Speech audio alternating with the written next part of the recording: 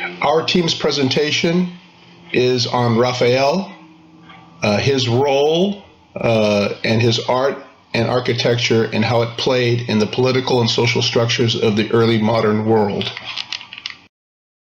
Raphael was a master of the High Renaissance, the period of time from 1490 to 1527, which was influenced by classical art, but whose works were harmonious, emphasizing proportion, balance, and beauty.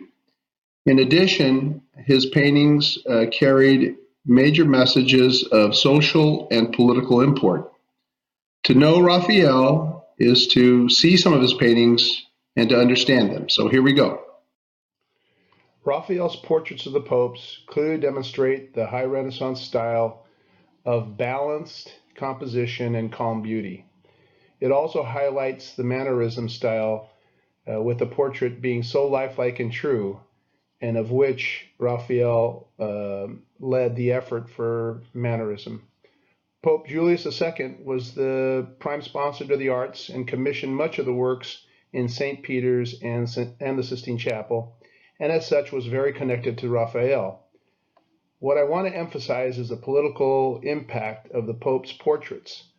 Pope Julius II, financed by way of the Pope's military campaigns, financed a lot of the art by way of the Pope's military campaigns. Pope Julius II believed in the power of the church, and he was the ruler of the Papal States, nicknamed the Warrior Pope, and had bribed the cardinals to have the name Julius selected so that he could emulate Julius Caesar. He was a temporal and aristocratic ruler who was known to have a violent temper and often rude. Raphael once offered to paint Pope Julius II holding a book. The Pope suggested he would be better served shown holding a sword. He saw himself as a warrior, not as a scholar. In this painting, Raphael shows Pope Julius II with a very long beard, which he grew in mourning for the loss of Bologna, and was committed to win back that territory. It shows him in a human portrayal as a very thoughtful man, possibly showing him in a very different light than he actually was. On the portrait of Pope Leo X, in this portrait, similarly, Raphael expertly shows the high Renaissance style, which emphasizes proportion and balance.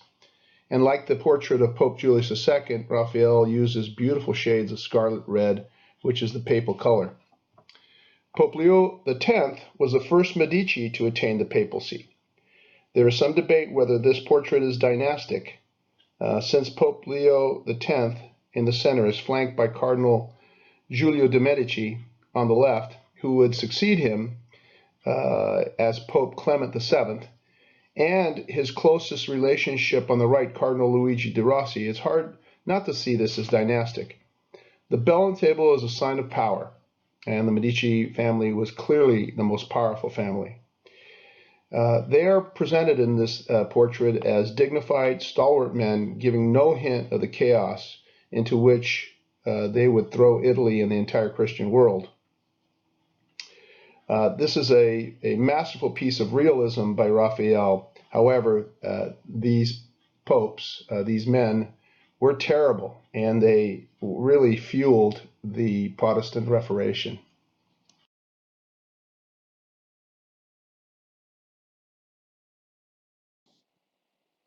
Pope Julius II also commissioned a series of frescoes in the Palace of the Vatican, which have come to be known as the Raphael Rooms. Of the 4 rooms Raphael completed, we'll be focusing on the Stanza della Segnatura. Inside, there are 4 frescoes: Disputa, representing theology; Parnassus, representing literature; School of Athens, which stands for philosophy; and Jurisprudence, law. The coexistence, clashing, and developments of these parts of culture are depicted in Raphael's paintings. And as higher-class individuals began to value art and the advancement of ideas, art pieces like these became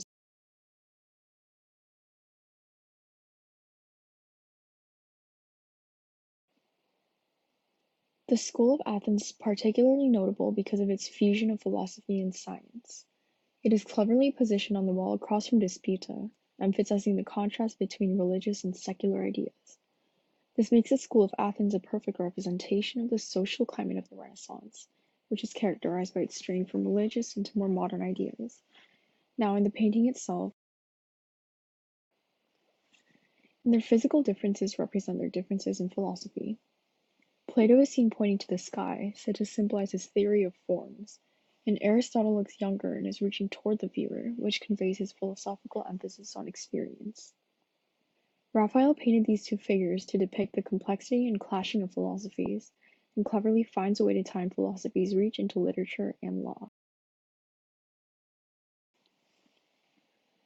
Raphael painted two statues in the background.